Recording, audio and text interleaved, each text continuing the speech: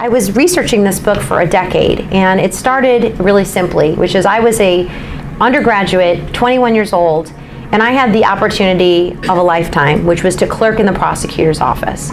And that internship opportunity, where I was just the, kind of the low person on the totem pole, gave me great access to one of the, to an office that's known for its secrecy, its code of silence.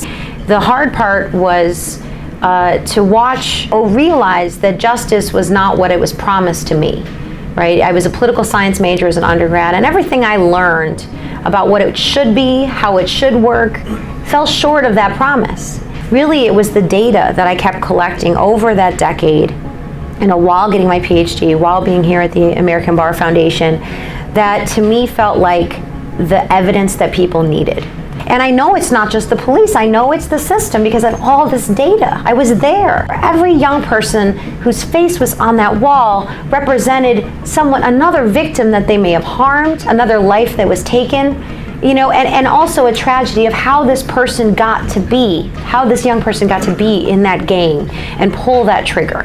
When you incarcerate this many people and you put people in charge, prosecutors and judges that are largely unaffected by the people they process, that they don't understand where they come from, what their lives are like, what their challenges are like, what does that do to justice? What does that do to due process? The immorality of defendants became both a criminal code, a criminal distinction, as well as a racial one.